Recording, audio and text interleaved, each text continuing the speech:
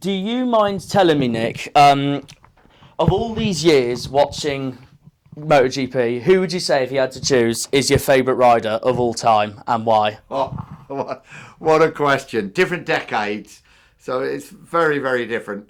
Here we are sitting in Oxford, 2 miles away from here, over the hill, lived Mike Hailwood. So you grew up watching Marco Melandri and Valentino Rossi. I grew up watching Mike Hailwood. So he's got a massive presence in there. So Mike Hailwood's right up there with for somebody who's done more for the sport and made more of the sport than anybody else. And there is absolutely nobody in the same league as Valentino Rossi. So it's hard, and I think you have to be ever so careful in all sport, comparing people from different decades, because it was very different in the decades. Obviously, the Hailwood decades, you were racing on road circuits and places like the Isle of Man and such like. You come on to the Valentino era, he could race in Ferrari machinery, as could Mike Hailwood, but could have Mike Hailwood ridden in the same ferocious way in the battles that we saw in the 500 and the MotoGP? We're never going to know, but that's what makes it so interesting, isn't it? Okay, Nick. So, how would you sum up Valentino Rossi's legacy? Oh, one, there is no doubt nobody has put motorcycle racing, MotoGP, where it is now, uh, in the same way as Valentino Rossi. He's put it in a completely different place. He's transformed the sport off the track in many ways, the popularity of the sport. So I think the legacy there, one, often people talk about these type of characters, but number one, you've got to be an absolute exceptional rider, which he was, right up there with the very best, the Mike Hailwoods, the Agostinis, the Doohans, Valentino, absolutely up there with them. But what he did off the track and the way he portrayed the sport, there's never been anybody like it. And I think that his legacy is that he's put motorcycle racing in a place it's never been before. Okay, so Nick, the Phillip Island Grand Prix of 2003 is considered to be by observers to be one of Rossi's greatest career moments due to the unique circumstances that happened during the race. Would you agree with this? Yeah, there were unique circumstances. That there's no doubt. And the fight round probably the greatest motorsport circuit in the world was something. If you were lucky enough to be there, you would never forget. I think of two other races that registered in my mind as his greatest. I think his greatest ever race was 2004 Velcom in South Africa when he came to Yamaha. I mean, Yamaha had an appalling time, and he chose to leave Honda, where he was so successful, to come to Yamaha. And Max Biaggi obviously was then riding for Honda, his bitter rival. And the race in Velcom, I was unbelievable. And him at the end where he stopped the bike, the tears were pouring out down his eyes, he kept his helmet on, and he just kissed the number 46 is something I will never forget. 2008, Laguna Seca, the race with him and Casey Stoner. Fortunately, I'd lost my voice. So I tell everybody I commentated on every one of his 89 Premier Class races. Well, that's a slight lie. I was there and I was in the commentary box, but actually I completely lost my voice. But the move at the corkscrew when he overtook Stoner up the inside over the drain cover, I think, again, will never be forgotten by anybody. Incredible. And yeah, I think it shook up Casey Stoner. I don't think there's any doubt about that. And I think people watching it were amazed, because the corkscrew is one of the most iconic, if not the most iconic bends in MotoGP. Those two are mine, but some of his rides at Phillip Island, and when he won the race in Phillip Island and he went round the track, he'd taken the sheet from his hotel and got a big number 7 on it. It came just after the death of Barry Sheene, and took the flag over his shoulder, and at the end of the race did his parade lap with this massive number 7 on this white sheet that he'd borrowed from the hotel he was staying at. Was something I won't forget, because Barry Sheene again was an enormous hero and a great friend of mine, and for Valentino to do that was something very special. But that's what he was about. That's what he thought about. That's why he was so popular, and that's why he's leaving this legacy, because he did things like that. Of all his race victories in the Premier Class, which race in particular would you say was Rossi's greatest, and what other race victories of his would you also say are honourable mentions? Obviously, Velcom, I think, is still my favourite race win for him. It was a remarkable ride.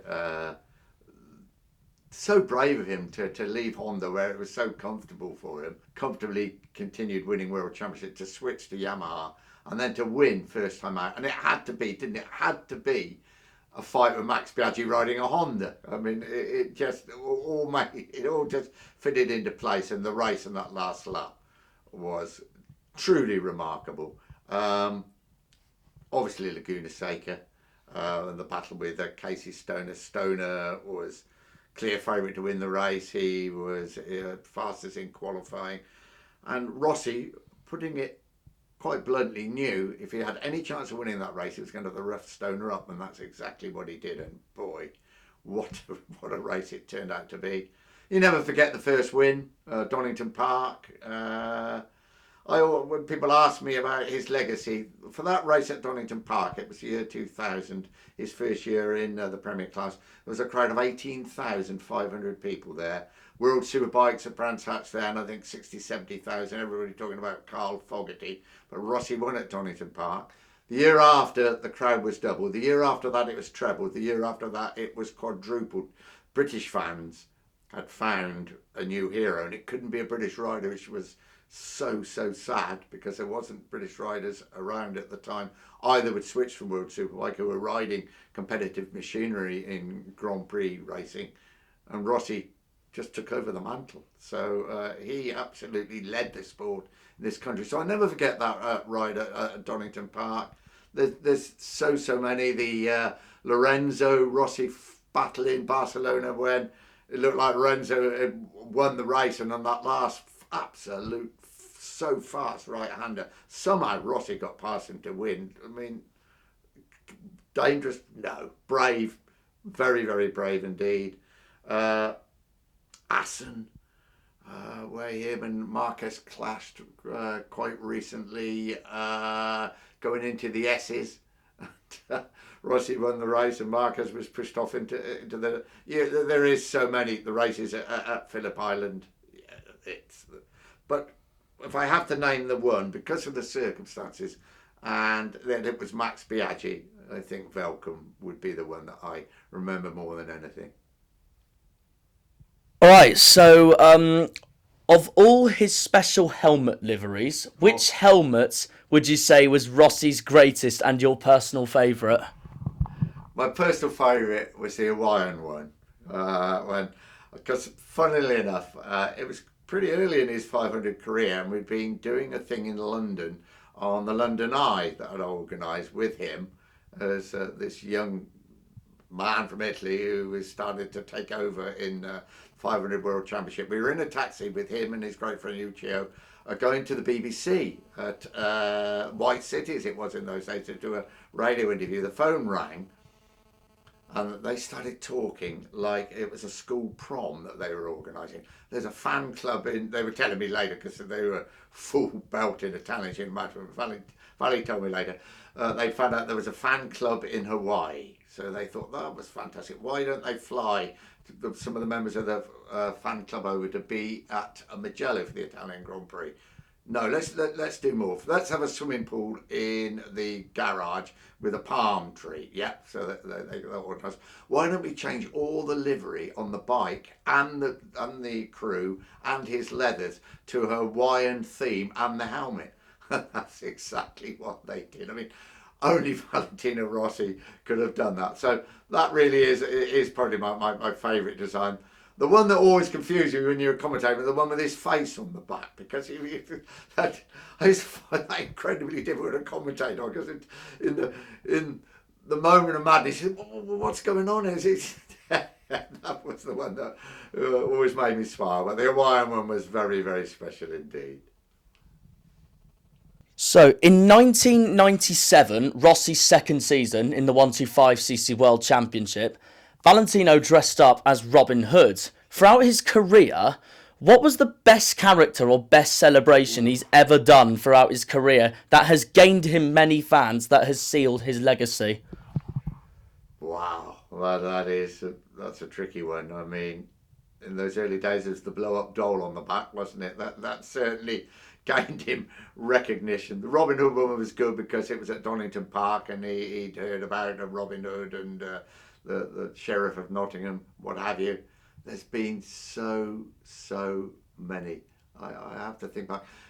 I think, as I said to you, for me personally, the number 7, the flag after he'd won at Phillip Island following the death of Barry Sheen was, yeah, I thought that was very poignant, very special. Barry was a great friend of his dad, Graziano, and Barry knew Valley when he was a young lad. He used to come to the paddock, so that meant an awful lot to me, and I think to his British fans. But there has been so many.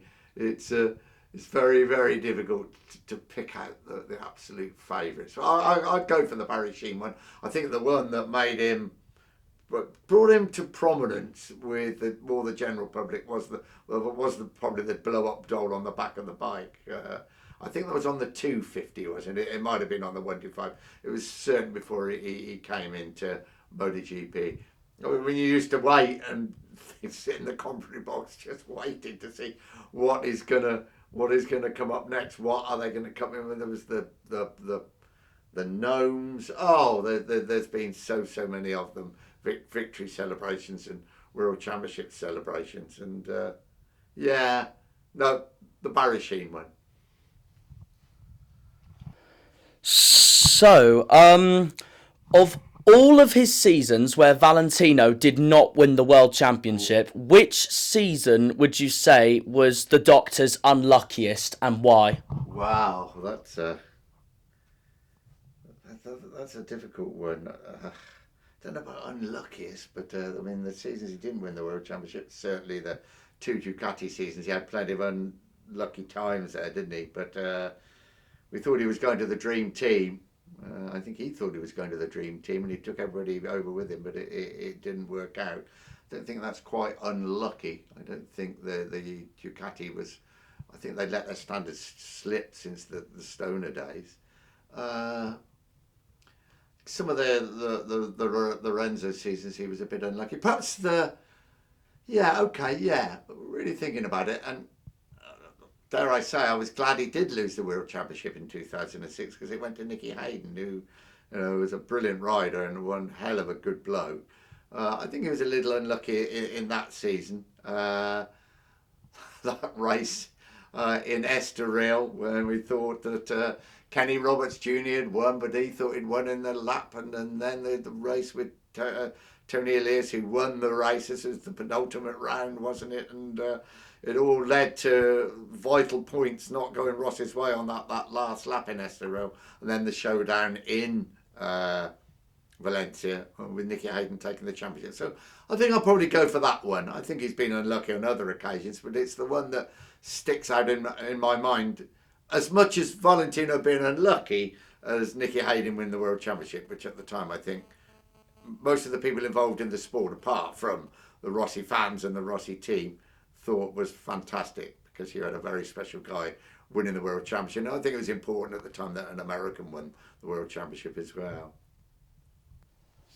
Okay, so of all of Rossi's greatest overtaking manoeuvres, what would you say was his greatest throughout his career, and what other legendary overtaking manoeuvres of his would you also say that are honourable mentions? I think everybody would probably agree with me because it's the one that everybody talks about, 2008, Laguna Seca. Not been to Laguna Seca. I remember Kenny Roberts in particular, they used to go on and on about Laguna Seca and the corkscrew because there was no Grand Prix there, so we used to think, oh yeah, typical Americans, you're going on and on about it. I tell you, when we got there, it's like jumping off the end of the earth. It really is. And Rossi's manoeuvre when he overtook Casey Stoner there and ended up on the train cover in the dirt. I don't know where he didn't end up, to be honest. What was truly remarkable, and I think as we were discussing earlier, it was a race that Casey Stoner everybody thought was going to win. He was fastest in qualifying, but Rossi knew that he'd have to rough him up, and Rossi knew that if he got overtaken, which was his great strength, if he got overtaken, he'd get back immediately. Well, I don't think anybody thought he'd quite get back the way he did. It was an extraordinary move. The Lorenzo move in Barcelona when they had a fantastical Yamaha battle, and as they came down that hill towards that very fast right-hander that brings them back into the start and finish. They've got well, actually they haven't got the chicane there. That they did have the Formula One chicane at one time. I mean, Lorenzo had done everything right. I remember commentating with Gavin Emmett, and I'd come to that bit, and I'd say, well, firstly, that's it. Lorenzo's done it. What a ride! And Rossi from nowhere got past him, and that 140, 150 mile an hour right-hander onto the start and finish. One of the races. I think that's a race nobody would ever forget. The Assen with Marc Marquez coming into the Jack Timoreses on the very last lap with the checkered flag being readied, and up the inside, up the outside. Suddenly Marquez finds himself in the gravel. Rossi keeps going through the gravel. Rotterdam won the race. Those are the three that stand out to me. But I think the one that everybody will remember and will talk about for probably ever more will be Laguna Seca and the corkscrew. So do you think that leg-breaking crash at Mugello in 2010 was the turning point of Valentino Rossi's career? No, I don't think it probably was. I think he'd realised that the Ducati adventure had to come to an end as soon as he could possibly bring it to an end because of the lack of success. I mean, the great thing about Valentino, he's had his accidents, and he obviously had the broken leg. He came back pretty quick after it. Was that he's never had really serious injuries, and I think that has played a massive part in his career. I think he'd realised long before the broken leg that he had to move on from Ducati, and his recovery rate was very, very, very quick indeed. In some ways, the speed that he came back and the bravery he showed, I think, probably helped his career. Yeah, and I think I can see it like yesterday, flying off in the helicopter from Mugello, and the television cameras, as we were commentating, went on to a girl sitting on the grass bank there with tears pouring down her face, and then Valentino just waving out of the helicopter to the fans as he flew off to the hospital. And again, it was all part of the legacy, wasn't it? I mean, you don't want to break your leg, of course you don't, but it was all part of the legacy. I think he's had a very serious injury-free career, which probably makes him a big difference between the likes, certainly of Marc Marquez, Danny Pedrosa, and others whose careers have really dogged their chances of more success, and in many cases have brought them to retire. So, which season would you say was Rossi's most disappointing season in Grand Prix motorcycle racing? Well, haven't been too many. The two Ducati years, as I think, as we've mentioned, were bitterly disappointing for him and for Italy. And as I say, it did appear that the dream team had been formed. I think for him personally, without a doubt, was the 2015 season with the well publicised. It's more than well publicised. The battle with Marc Marquez that went so terribly wrong for Valentino Rossi, and Lorenzo won the championship. I think when he looks back at his career, he'd be disappointed with a lot in that season. He typical great world champion. He was relentless. He had a tough streak in him, and he'd shown that streak in his battles on and off the track with Max Biaggi.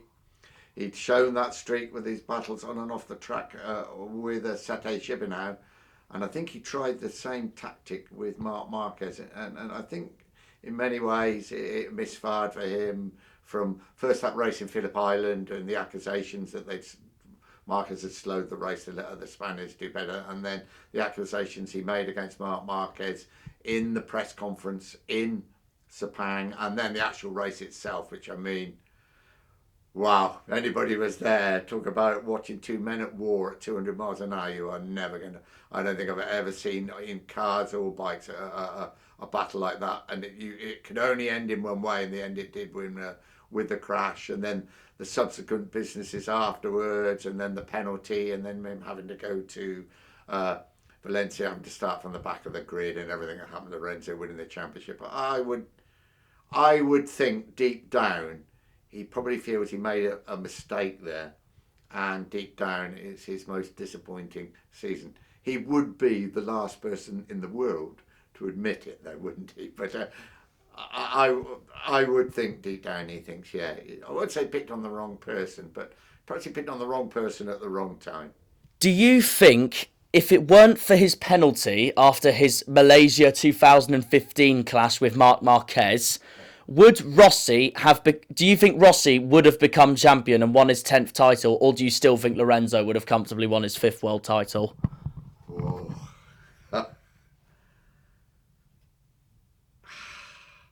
I think obviously the penalty was massive. I think what he did in Malaysia affected everything in so many ways. Not only the penalty, but the pressure he put on himself. I've been to Boca Junior football matches. I've seen Schumacher and Damon Hill crash in Adelaide together. I don't think I've ever been to an event that was so much pre-race tension as that Valencia race, and I think Valentino brought a lot of that on himself. So if he'd have just accepted what had happened in Phillip Island, the race before Sepang, and they'd gone to Malaysia, and if he'd have won the race, I think he could have won the championship. I think it would have been mighty, mighty close, but I think he could have won the championship. But I think he rather than putting the pressure on Lorenzo for what he did with Marquez, it reacted in the opposite way in many ways. But that weekend in Valencia was staggering. I think it was 650 journalists from all over the world were there, and thousands more wanted to come. People were flying in from all over the world on Formula One. People, Mark Webber, I remember, flew in. There was a special extra police because they thought it was going to be crowd trouble. The press conferences were cancelled. It was remarkable. It was a funny day. But I'll tell you why it was a funny day, because we hadn't had a British world champion for 35 years, longer, wasn't it? And it was the day actually that Danny Kemp won the Moto3 World Championship. So it was a very mixed day for me, and Matt Burt I was commentating with. We had a British winner when he won. Well, he didn't win the Moto3 race. He got through by the skin of his teeth at the end to become a British world champion. But really, all anybody wanted to talk about, see about, watch, get ready for was the Marquez Rossi battle. Yeah, perhaps if that hadn't happened, I think he would have been very close to winning the World Championship. That's what you call sitting on the wall a bit, isn't it? But I think he probably could have. Yeah, I would say he would have done it, but he was never going to do it after what happened, and all starting with that Thursday afternoon press conference. That's where it all started, and it went downhill from there for him, didn't it? If Rossi didn't get that penalty, would he be up there in the fight for the race with Lorenzo, Marquez and Pedrosa? Oh, without a shadow of doubt. Absolutely without a shadow of doubt. Now, then his accusations about the Spanish ganging up. I tell you, if he hadn't had that penalty, that would have been a mighty race at Valencia. It was a mighty race anyway, but it all turned into a bit of a damp squib in the end, didn't it? Because he gave everything, but he just couldn't give enough. But if he hadn't got, I'll never forget when after the race in Sepang was unbelievable, because he didn't come to the press conference. Danny Pedrosa was furious, and then there was a steward's inquiry, and the media were going mad, and I'm trying to calm everybody down, and then to announce that the penalty he got, and initially I think most people thought that's fine.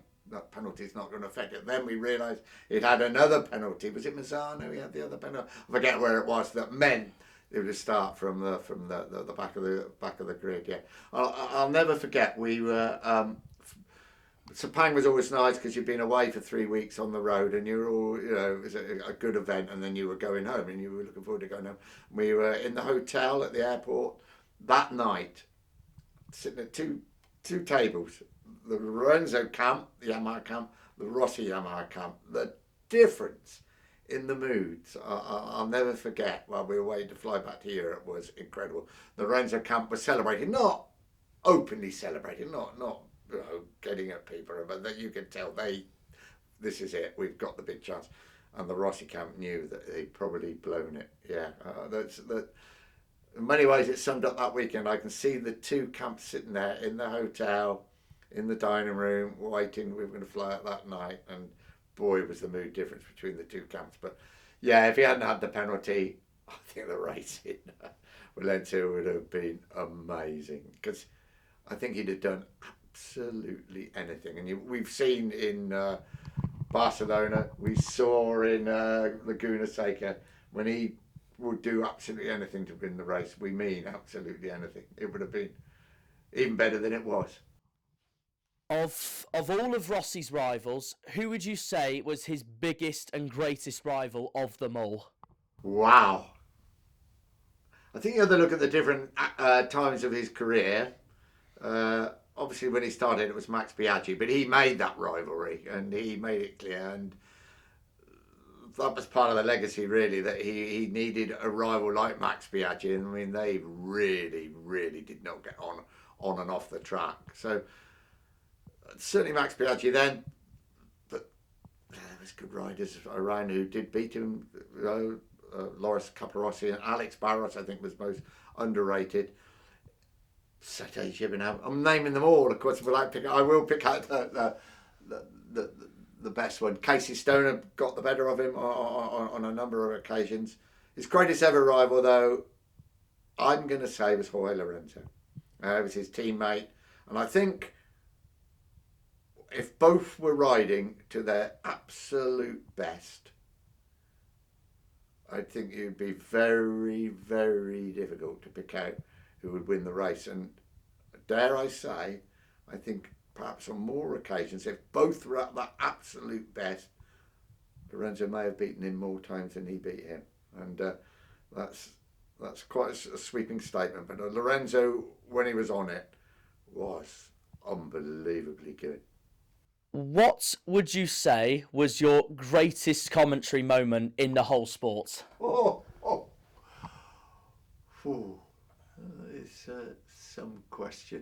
That is some question. Falcom, Valentino winning in 2004, Nicky Hayden winning the World Championship in 2006. I'd like to say Laguna Seca, but as I told you, I'd lost my voice, so I can't tell you that. Cal Crutchlow, the first British winner for 35 years in Brno. That was special. I sat in the commentary box, and it was starting to dry out, wasn't it, the race? The race was going on and commentating away, and Matt Pitt was sitting next to me. He said, "We're keeping an eye on Crutchlow, he's coming through." I thought, oh, this could be a podium. And about a few laps, more than a few laps in, I started to realise that actually Crutchlow could win this race. And I panicked. I had no facts. Dear old Dr. Martin Raines was probably working his socks off back home in Yorkshire, banging out the facts for me to tell me. And suddenly realised that we were going to have a British winner. And I also realised I was one of the few people at Brno that year that actually was in Anderstorp in 1981 when Barry Sheene did win that last Grand Prix for Britain. And I always said they'd have to carry me away in a box before I gave up on a British rider winning a Premier Class Grand Prix, a MotoGP career of Grand Prix or a 500cc Grand Prix. Well, luckily that didn't happen. And Carl Crutchlow winning there was incredibly a special day. And 2017, my very last race in Valencia, it was an incredibly emotional weekend for me. 38 years doing something that you loved doing as much as I did. Something that I probably wanted to carry on a little bit longer, but rightly was advised that it was time to hang up. What did you hang up your microphone, which was definitely the best advice, but at the time you don't quite understand why. It was so that was a special race, but yeah, there has been so many, but Carl Crutchler's was incredibly special. Bradley Smith winning his first Grand Prix, an Oxford boy who I knew very, very well indeed, and he won that 125cc race in a race. That was very special. His first podium finish in Phillip Island, and then finishing second in Misano. So there's many, many, many, many of them. One of the ones I'm proudest of, and not for the wrong reasons, but when Marco Simoncelli lost his life in Sepang, it was an hour and a half in a commentary box. I will never forget, because I sat there with Gavin and commentating and waiting to hear the official news that he died, and it was totally obvious to us all that he had. And when we saw Carmelo Espeleta going round to all the riders and all the teams and telling them, though it had still been officially announced, we had to just keep talking, explain to viewers why the race wasn't going on and what's going on, unknowing. And then we got the message from Frenet, who was the media manager for Dorna, and it just said, he's gone. I'll never forget. And then having to announce that and then end the programme. Dorna, technically, and the producers and everybody around did a most amazing job that afternoon.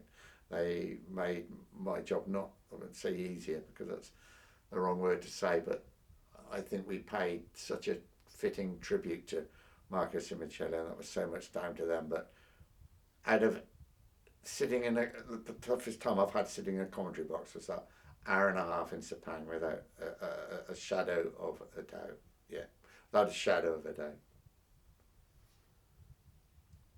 So how does it feel to be known by fans all across the world as the voice of MotoGP? Feels amazing, to be honest with you, and it's something I had no idea about until that final Grand Prix 4 years ago in Valencia, when it suddenly struck home to me with everything that was going on, that people actually did know my voice throughout the world, and it was associated with MotoGP. I would say it did come as a shock, and in certain countries it had always been popular. Far East in particular, Malaysia, Australia, the States. People knew, because the voice is a bit different, I suppose. When I spoke, people knew who I otherwise. Other places, totally. But that final weekend in Valencia just made me realise, with the riders' tribute and just everything that went on, and it was the most amazing weekend. But it was, for the first time in 17 years I'd been doing the live commentaries. For 38 years I've been working in MotoGP. Just how popular the voice was. It came as a complete shock. And yeah, if you'd have said that when I started out, and my great loves in life was motorcycle racing, and for people to say that, there could be no finer tribute in many ways, and I'm very, very proud that people think that, but I'm also humbled in many ways, and it sounds nice, to be honest with you, very nice indeed. What was it in general that got you into commentary, and in particular motorcycle racing? I was always keen on motorcycle racing when I grew up. For the reason why, it's hard to say, because my family are sports orientated, very much so, but my dad wanted me to open the batting for England and play scrum half for England. Sadly, dear old dad, I got interested in football and motorcycle racing. So getting into commentary, that's interesting. I think as many people did in my era, I started with local radio, uh, making the tea and reading the football results, and then moving on to do commentaries and got more and more keen on commentaries. I on the journalistic side, I ended up at Motorcycle News. So I was covering international events at Motorcycle Weekly, going to races, and then being asked by the BBC. Funny enough, the first commentary I did, and the first stuff I did for the BBC, was Barry Sheen's comeback race in South Africa, 1983, after he'd had the terrible crash at Silverstone. And Chris Carter, who was doing the BBC then, ITV was showing the race live, so they couldn't do it. And I'll never forget, the BBC rang me up. First of all, they said, it was the day before the race, the night before the race, we're desperate to get hold of Barry Sheen. We can't. Our man is not working for us this weekend. Can you help? And so I will never forget, I went and banged. Barry was already in his hotel room, in bed with Stephanie, quite early in the evening, but it was the night before the race. I mean, they weren't asleep, but banged on the door, and Barry, I said, Barry, can you do me a real favour? BBC want to do an interview with you. He said, no problem, Nicholas, as he used to call me. And he just picked up the phone by the bedside, dialed the number, BBC Sport. Barry Sheen here, I think you want to interview me, Nick said. That's okay. And that's honestly how it started. And the BBC radio in particular, them were fantastic. They did a lot of the race. We did a lot of the races, 2 or 3 laps at the end of the race to coincide with Formula One. There was enormous success of Barry at the time, which was a big help. And really, it moved on from there. I'd been doing football for a number of years for the local radio, so I had the experience of actually broadcasting, and it all led on from there. And then doing video coverage for Video Vision, who were based in the Isle of Man, who did all the videos for Rothman's Honda at the time. Then so I did all the voiceovers from then, and really it led on. Then I went to Formula One, where the broadcasting, I didn't do anything like. I did a couple of after race press conferences in Formula One, but then coming back to MotoGP, which was what I always wanted to do anyway, and Dorna saying, would you be interested in doing the commentaries and the press conferences? Would I? I remember when they asked me, I really didn't know what to say, but of course, yeah, and it all went from there, yeah. And the difference then, in 2000, the amount of broadcasting there was, and at the end, where every practice session, everything that moved, every different championship was all being broadcast live from when we started in 2000, was a massive difference, and that's how it happened, yeah. Of every single racetrack you've been to in the sport, which circuit was your favourite and why? I think most people would agree with me as well if you've ever been there. Phillip Island in Australia. It's a circuit that is built for motorcycle racing, and motorcycle racing only, though of course they do have other races there, and I think that reflects in the races you've had there. Just everything about the place is remarkable. Here's this island that we'd never even heard of, and they built a racetrack, well, modified a racetrack that was already there to produce the scenery with the surf crashing in, the Pacific Ocean bashing in there. It's so far south, next stop, New Zealand, and then this racetrack. It has absolutely something of everything at the racetrack. And yeah, I think Phillip Island, there's so many others. I mean, Jerez is a fabulous place to go watch racing. Atmosphere, you've got to say Mugello, haven't you? I think to go to Mugello, you won't go to a more atmospheric sporting event anywhere in the world than going to Mugello. And Valentino Rossi's been racing at the Italian Grand Prix. There's so many. I used to love going to Indianapolis. The actual track itself wasn't very special, but just walk in the door there, the biggest sports stadium in the world, and you just knew you were at something that is very, very special. But I think most of the riders would say the same as me. Phillip Island is such a special place. If you had to choose, what would be your least favourite track if you've been to, and why? Ooh.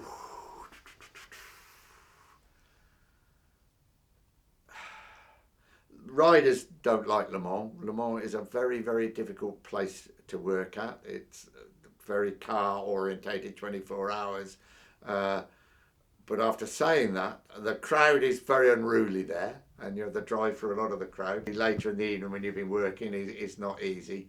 But what they've done at Le Mans, the promoter, they brought enormous crowds there, 100,000 on race day crowds. They promote the race quite brilliantly with concerts and things always going on. It is a fantastic event, but actually as a place to work, it is not easy. And I think if you spoke to most media people, and probably a lot of the riders, you'd say Le Mans, but some of the races that it has produced, and again, that legendary feel about it, rather like Indianapolis, is incredibly special. Tracks we don't go to anymore. I didn't like going to China particularly. I don't think the track was particularly special. It was a smoggy atmosphere the whole time. There was not a great deal of interest in MotoGP there, to be honest. So I think China was a very difficult place to go to. So not one of my favourites, but Le Mans, very difficult place to work. And sometimes it comes down to that, you know, how difficult it is to work there, because whatever's been produced on the track, and there's been some great races there, if you're having problems working there, it can make life very difficult. So, yeah, perhaps Le Mans. But if I'm really honest, it's every one of them I've enjoyed going to. No matter how many championships they won, who would you say was the next greatest rider of this generation from 2000 to now, and the biggest talent in the sport after Valentino Rossi himself? Well, there's been a few. I think we've spoken about it earlier. I would say Jorge Lorenzo, because I think, as I said earlier, I think on his day, he was unbeatable. And obviously, he didn't have his day every day, but nobody does, but probably didn't have his day as much as he wanted. But yeah, those immaculate runs, and when he just won race after race after race from start to finish, I think he was superb. But yeah, I think you've got to look at Marc Marquez as well, who brought something so extra to the sport. I think those are the two that I would pick out. And Lorenzo, being teammate to Rossi, could have never been easy. And some of the races he produced and the World Championships he won, I think, were really, really special. So I'll go for Jorge. Other than Danny Pedrosa, the little samurai, who would you say since 2000 was the greatest rider in MotoGP to never win the championship, and why? Whoa. Obviously, Danny would be the number one. That's very interesting, and you have to go through, you know, each year to really look at it. Sete Gibernau, I think, was extremely talented. Once again, I'm going to give you a handful. I'm not going to just go for one. Sete Gibernau, Marco Melandri had some extraordinary rides. Certainly in the early days from 2000, two riders stand out to me enormously. That's Loris Capirossi, who was unlucky not to take a Premier Class title, and Alex Barros, who I thought was very, very underrated indeed, and was very capable of beating the absolute best. I think that's four riders I've mentioned. I'm just trying to think of anybody else who came along. Some of them at an unfortunate time when Valentino dominated so much, and then when Marquez has dominated so much. I suppose you'd have them include Andrea Dovizioso, wouldn't you? Because what, 4 times runner-up? I mean, that's an extraordinary situation, and surely he would have won a title if Marc Marquez hadn't been around. And you're going to say that again, aren't you? If Valentino wasn't around, that Sete Gibernau or certainly Loris Capirossi would have won the title. And Danny Pedrosa sort of spans quite an era, and Danny, I think it was bad luck and injuries more than anything else prevented him winning the title, and it was a shame because obviously he'd won for Honda 125 and 250 to come on. He wanted to make it the trio, but it was never to be, and it was almost that it was never to be, that he was never going to do it, and I think it's a shame for him because again he's right up there with the very best. Of all the MotoGP documentary films being produced, which one was your favourite if you had to choose, and why? God, there's many of them, isn't there? I enjoyed the Marquez one. I thought that was excellent. Obviously, there's been a few on Rossi. Yeah, the Stone. I think they've all. I think it's very difficult to pick. To pick the absolute favourite one. I thought the Stoner one was very good. Danny Pedrosa did one, didn't he? That was incredibly interesting about his whole career rather than just MotoGP. I'm looking forward to a new Rossi one, which I'm sure there will be very soon indeed. I think there's been some absolutely top class ones. The one that I haven't seen, and we were talking about it earlier, was the Nicky Hayden one they did in America, which I think would be fascinating, about how he grew up, dirt tracking, riding the mile like at Indianapolis, and then switching to the American, then coming to ride in Europe or the rest of the world, somewhere that him and his dad, who travelled the world, had never been to before. I think that would be a fascinating one to watch. But there's bound to be another Rossi one. I think that is absolute a dead set, and that would, yeah. Documentaries done right, I think, give you a real insight into the person and the sport that perhaps you don't get, obviously, with everyday coverage from a MotoGP race.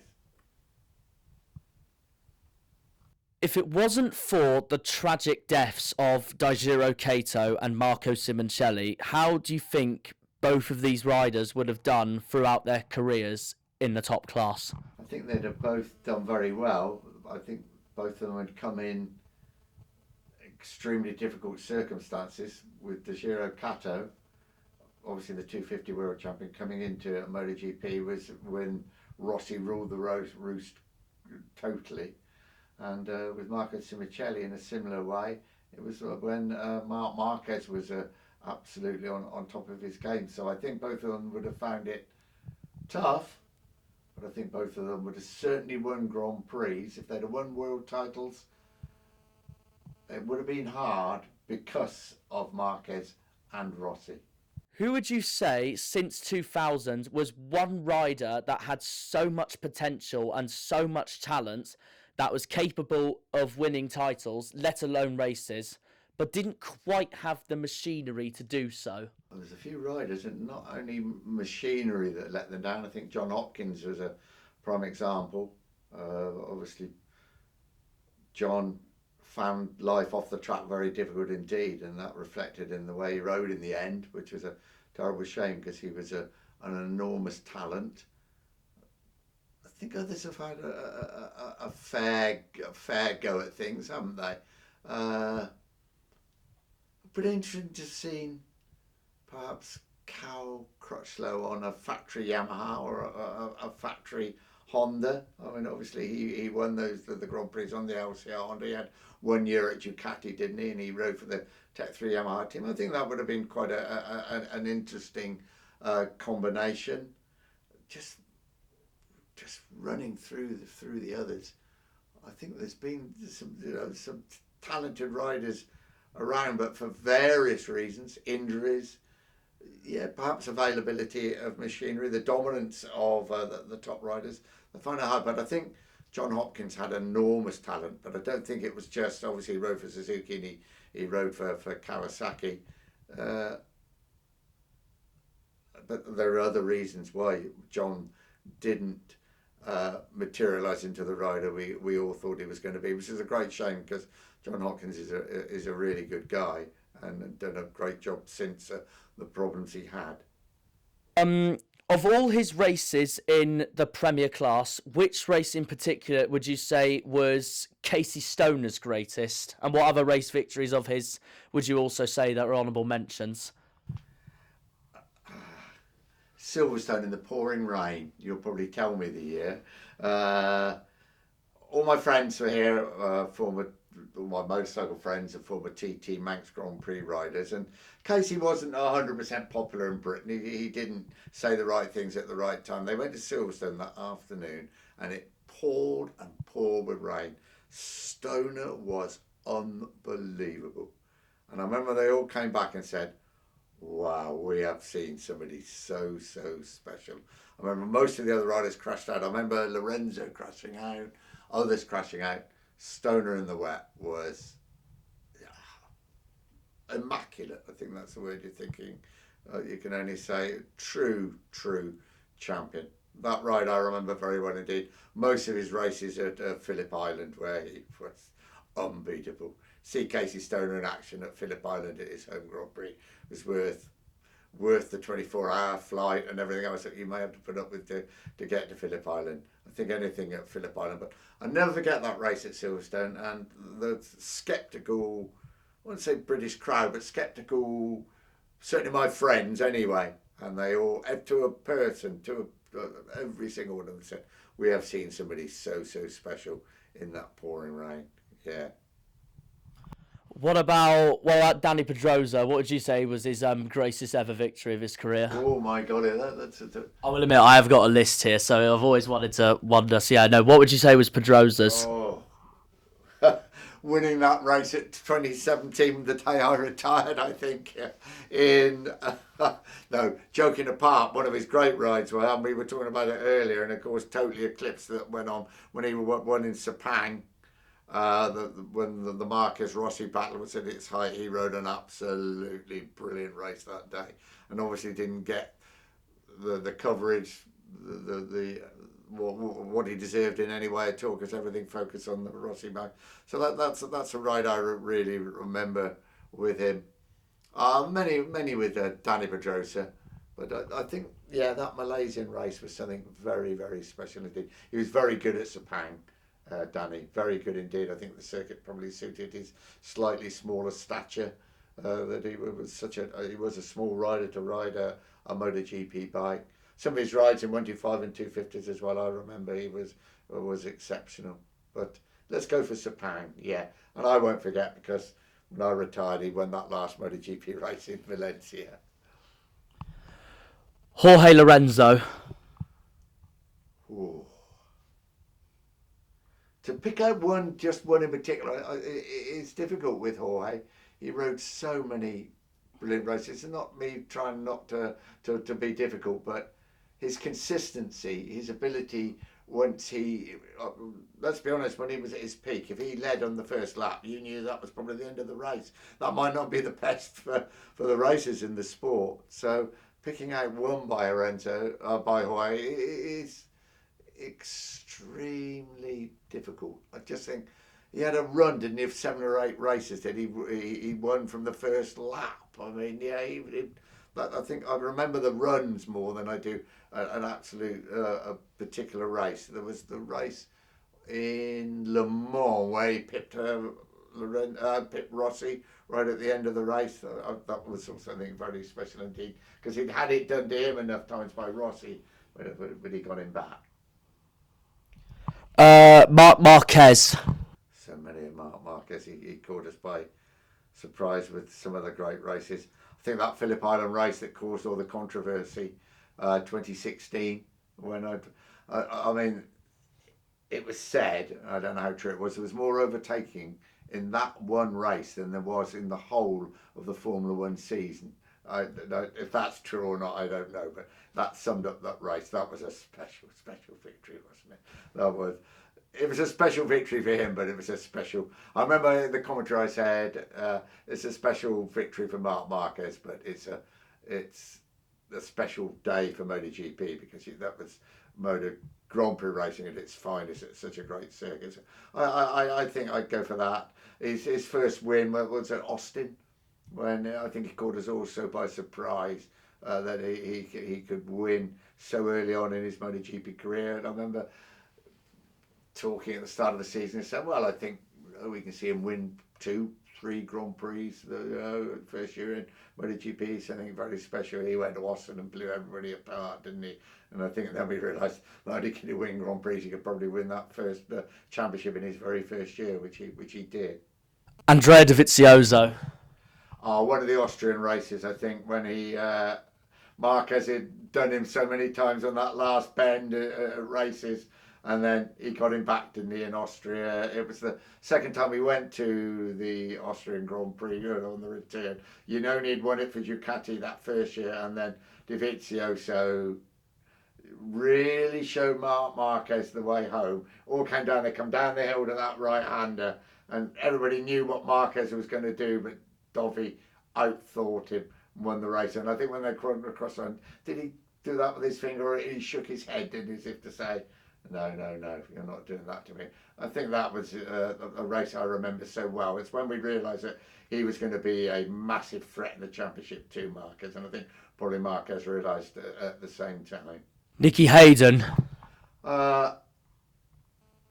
First win at Laguna, because it was so emotional, 2005 with his dad Earl and the American crowd, and then going on the lap of honour. It wasn't for Nicky with blow up dolls or all that stuff. He took his dad round on the back of the bike, didn't he, for the celebration lap. But yeah, I think Laguna 2005 was very, very special for Nicky, for his family, for America, and being there was incredible.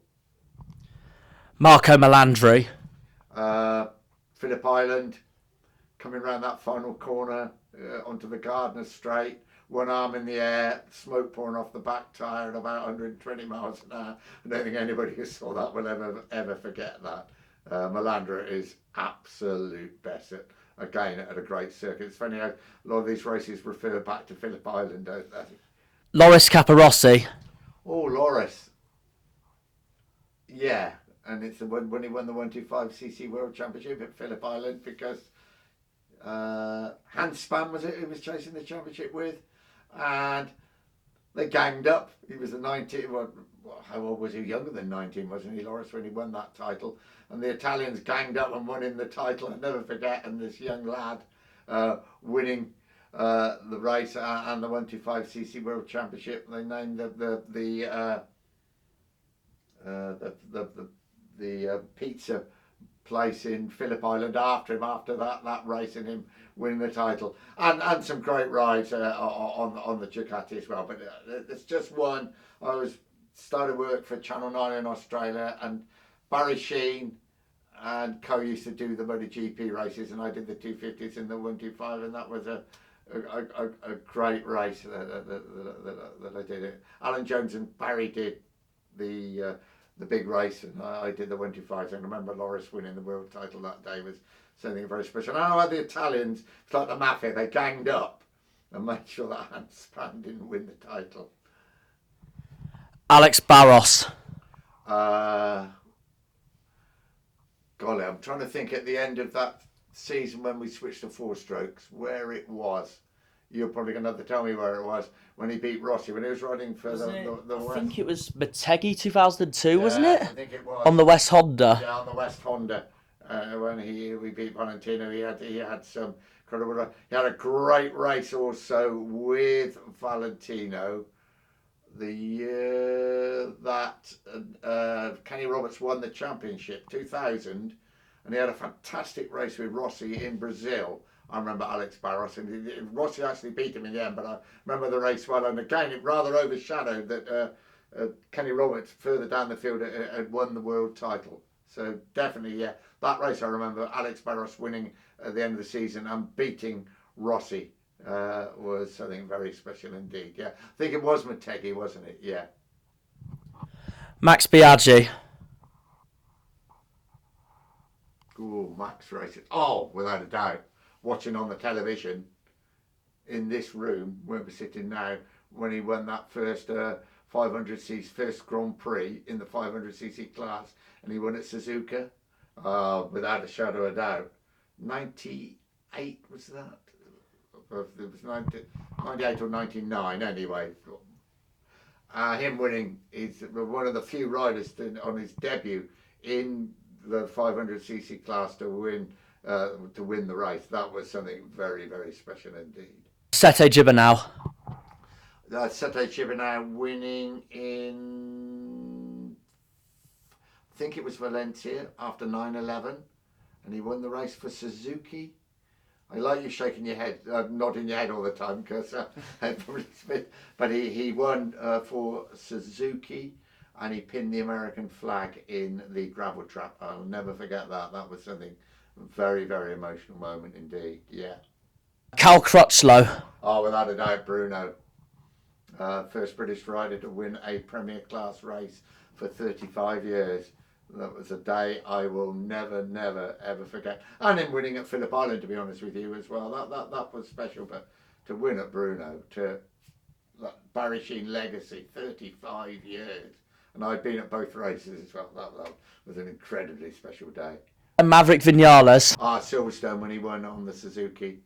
I think we realised then we just somebody very special had come along through the classes I'd followed. Maverick, watched him racing in the different classes, and then to win on the Suzuki at Silverstone, he'd arrived big time, and it was a massive moment for Suzuki as well.